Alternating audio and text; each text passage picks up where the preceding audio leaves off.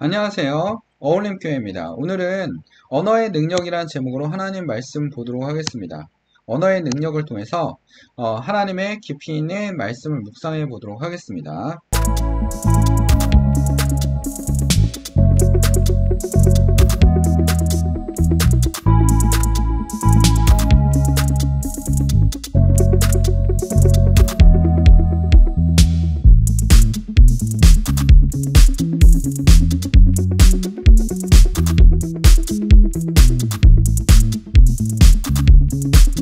자, 여러분이 잘 아는 사람입니다. 누굽니까? 아인슈타인입니다. 아인슈타인.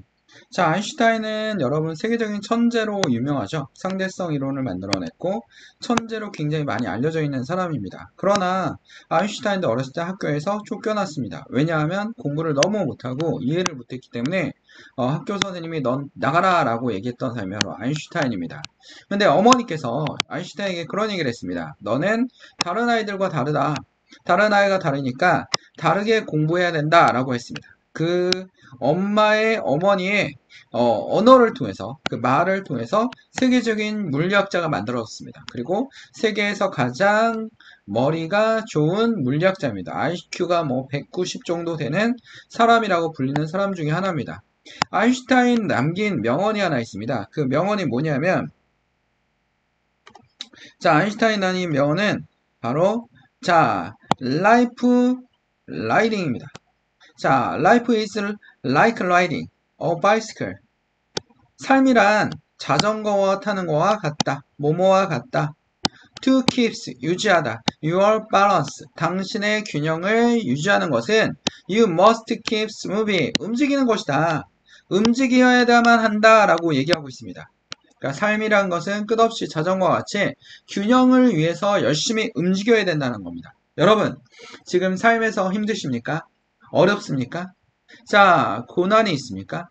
그럴 때 우리 뭐 해야 됩니까? 움직여야 됩니다.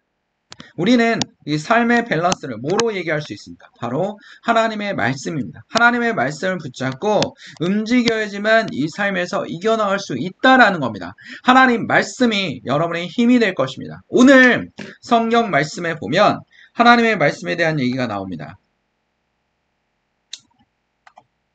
자, 요한복음 1장 1절에서 5절 말씀입니다. 우리 요한복음 너무 유명하지 않습니까? 요한복음 뭘로 유명합니까? 바로 하나님의 말씀을 전파한 책으로 정말 유명한데, 이 요한은 다른 서신서와 다르게 정말 잘 써진 책 중에 하나입니다. 유일하게 순교를 하지 않고, 자, 마지막 교회들의 역할을, 교회들에게 문책하는 역할을, 하나님의 말씀을 전하는 역할을 했던 제자가 바로 요한 아닙니까? 자, 요한복음 1장 1절에서 5절에 보면 태초에 말씀이 계시니라. 태초라는 단어는 창세기 1장 1절에 태초에 하나님이 천지를 창조하시니라. 한글로 보면 같은 단어 같지만 창세기 1장 1절의 태초는 어느 시점을 얘기하는 겁니다. 어느 시점입니까? 창조할 시점. 그러나 이 태초는 뭡니까? 그 창조할 시점을 얘기하는 게 아니라 그 이전부터 얘기하는 겁니다. 시간상 그 이전부터 말씀이 계시니라. 이 말씀이 뭡니까? 로고스입니다. 로고스. 자, 로고스인데 이 말씀이 뭡니까? 로고스. 이 로고스는 여러분 헬라 철학에서 무슨 개념을 가지고 있습니까? 우주의 이성. 살아있는 이성을 얘기합니다. 이성. 유대인들은 이 말을 뭘로 사용했습니까? 신의 능력, 신의 섭리, 막 이런 걸로 해석했습니다. 그러니까 태초에 우주의 이성이 계시니라. 절대적 존재가 계시니라. 그게 말씀입니다. 이 말씀이 하나님과 함께 계셨으니 이 말씀은 뭡니까? 예수님입니다. 하나님과 함께 계셨으니 이 말씀은 예수님은 곧 하나님이시라. 삼위일체 하나님을 명확하게 얘기하고 있지 않습니까?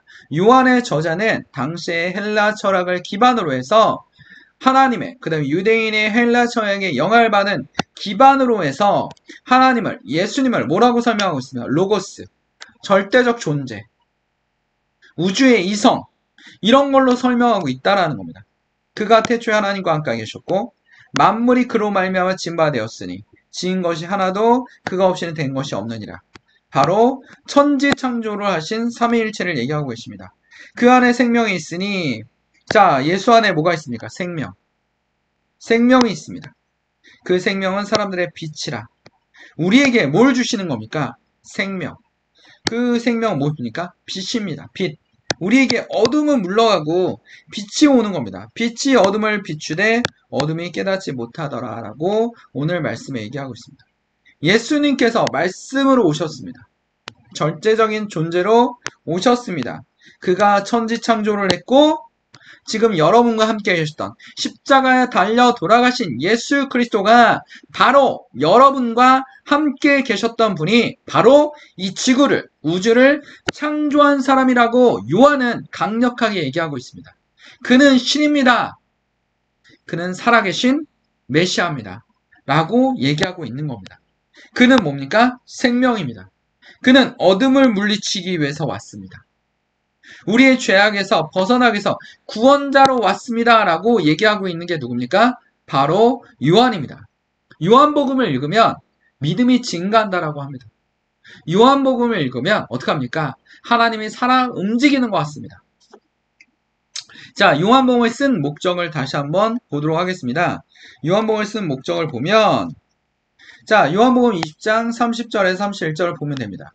오직 이것을 기록한 것은 너희로 예수께서 하나님의 아들 그리스도이심을 믿게 하려 함이라 라고 얘기하고 있습니다. 오직 이것을 기록한 것, 요한복음을 기록한 것은 첫 번째 뭐 하기 위해서? 하나님의 아들을 믿게 하기 위해서, 믿음을 주기 위해서 라고 얘기했다는 겁니다. 뭐 하기 위해서? 믿음을 주기 위해서 여러분들이 기록했다라고 요한은 얘기하고 있는 겁니다. 요한은 얘기하고 있는 겁니다. 요한은 이걸 통해서 하나님의 말씀을 믿게 하기 위해서 기록했고 또 너희를 믿고 그 이름을 힘입어 생명을 얻기 위해서 여러분에게 뭘 얻기 위해서? 생명을 얻기 위해서 이걸 기록했다라는 겁니다. 이게 바로 살아있는 하나님의 말씀입니다. 그 살아있는 말씀이 요한의 저자에 의해서 어떻게 기록되고 있습니까? 요한복음에 8가지 표적이 나타납니다. 기적이라고 얘기하지 않았습니다. 요한은 뭐라고 얘기했어요? 표적이다. 살아계신 하나님의 표적이다. 이 사람이 진짜 메시아다. 예수가 살아있는 신이다 라고 얘기하고 있는 겁니다. 그래서 그 표적의 내용을 보면 이렇습니다. 뭐라고 되어 있습니까? 첫 번째, 물을 포도주로 바꿨습니다. 물을. 뭘로 바꿨습니다? 말씀으로. 예수님이 여기서 포도를 담궜습니까? 아닙니다. 말씀으로. 물을 부었는데 포도주가 되었습니다. 왕의 신하의 아들을 고쳤습니다. 4장에 보면. 뭘로 고쳤습니까? 예수님께서 말씀하시니 신하의 아들이 고쳐졌습니다. 안진뱅이가 일어나서 집에 가라 했더니 5장에 보면 안진뱅이를 치료하셨습니다. 베스다 연못에 있는 38년 된 병자에게 자리 들고 일어나 가라라고 했더니 한 번도 38년 동안 고침을 받은 사람이 없는데 이를 고치셨습니다. 이걸 뭐라고 합니까? 표적이라고 얘기하고 있습니다. 살아있는 하나님이 나타나시는 겁니다. 여러분 주변에 기적이 있습니까? 여러분 주변에 놀라운 일이 있습니까? 여러분 주변에 하나님께서 살아계심을 얘기하고 있습니까? 뭘 주기 위해서 그렇습니까? 믿음을 주기 위해서 하나님께서 기적과 이적과 놀라운 일들을 벌어지게 하는 겁니다. 여러분 기도하십시오. 뭐라고 기도해야 됩니까? 믿음 주십시오. 믿음을 주십시오. 그러면 어떻게 됩니까? 여러분의 병이 치료될 것입니다. 여러분의 경제적 문제가 치료될 것입니다. 회복될 것입니다.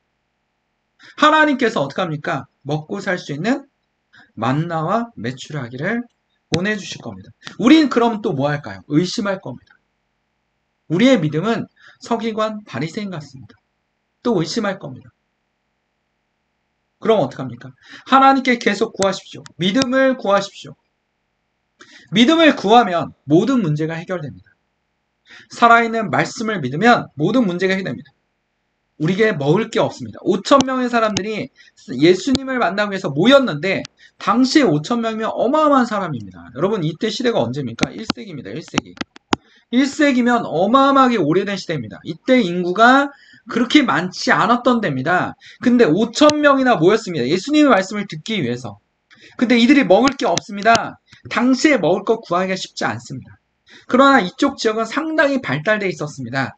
우리나라와 다르게 서남아시아는 굉장히 선진화된 무연, 이때 로마는 뭡니까? 상수도를 건설하고 도로를 건설하고 많은 항문과 목욕탕과 대중 목욕탕과 아파트를 건설했습니다. 엄청나게 발전해 있었다라는 겁니다. 예수님께서 그 사이에 뭐 했습니까? 떡 5개와 물고기 2마리로 5,000명을 먹였습니다. 뭐 어떤 사람들 이건 상징적이다 라고 얘기하지만 실제로 가능한 일입니다. 성경에는 없는 일들이 자꾸 일어납니다. 우리는 하나님 만들어주신 원리 안에 삽니다. 여러분들이 펜을 공중에서 놓으면 떨어집니다. 누가 만들었습니까? 하나님이 만드셨습니다. 근데 공중에서 펜을 놓았는데 안 떨어지면 우리 뭐라 합니까? 기적이라고 부릅니다. 원리를 바꾸면 됩니다. 하나님이 자신이 만든 원리를 바꾸면 됩니다.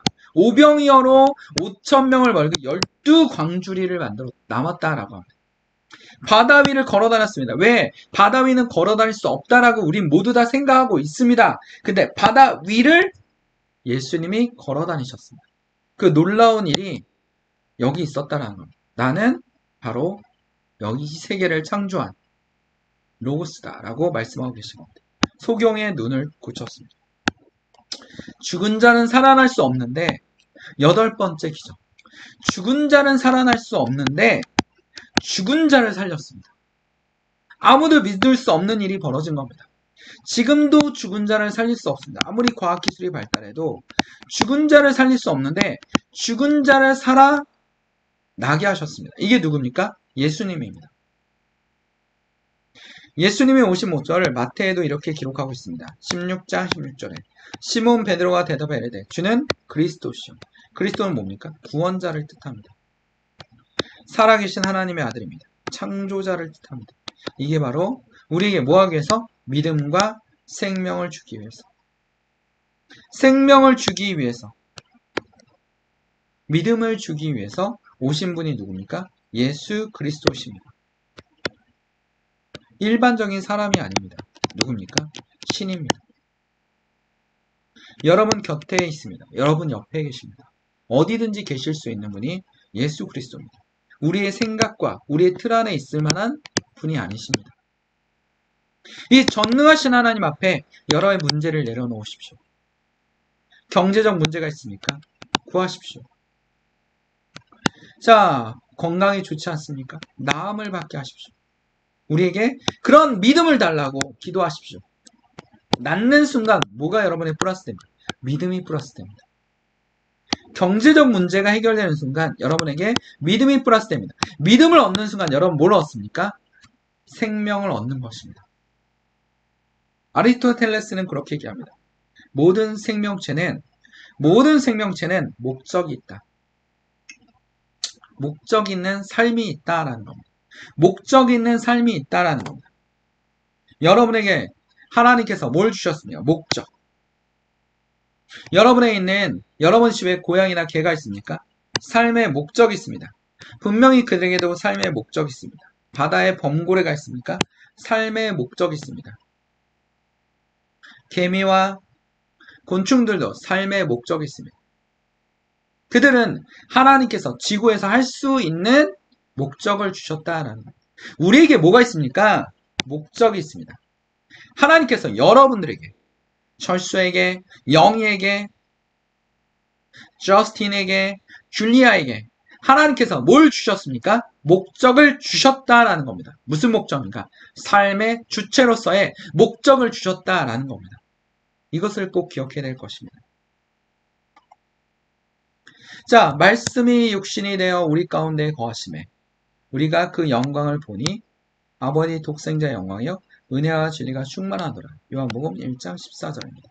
말씀이 육신이 되어 신께서 절대적 존재께서 로고스께서 우주의 이성께서 우리의 뭐가 돼서 육신이 돼서 사람이 되어서 우리가 영광을 보니 아버지의 독생자의 영광의 은혜와 진리가 충만합니다.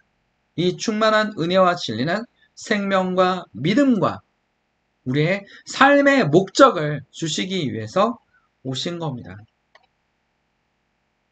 오늘의 말씀을 기억합시다. 태초에 말씀이 계시니라. 이 말씀이 우리와 오늘날 지금까지 함께 계십니다. 다 같이 기도하겠습니다. 사랑하는 충만하신 하나님 아버지, 오늘 주의 말씀을 통하여 주의 놀라우신 말씀을 통하여 요한이 전한 2000년 전의 말씀을 통하여 현재도 살아계시고 움직이고 우리 곁에 계신 예수 그리스도를 믿습니다. 우리에게 믿음을 주시고 우리에게 생명을 주시고 그것을 통하여 하나님께 영광을 돌릴 수 있도록 주님 붙잡아 주시옵소서. 우리에게는 이 지구에 있는 삶의 목적이 있습니다. 그 삶의 목적에서 예수 그리스도의 주체로서의 역할을 감당할 수 있도록 주님 붙잡아 주시옵소서. 모든 것을 주님께 맡겨오며 예수 그리스도의 이름으로 기도드립니다. 아멘. 어울림교회였습니다. 하나님께 영광의 박수를 올립니다.